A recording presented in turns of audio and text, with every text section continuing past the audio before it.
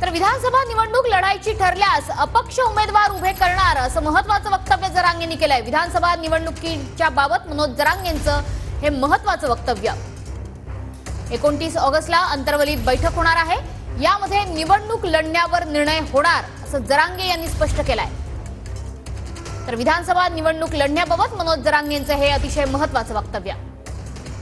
शेवटी समाज जो ठरवल ते आम्ही करणार आहे। 29ला महाराष्ट्रातला समाजाची बैठक घेऊन ठरवणार आहेत काय करायचं।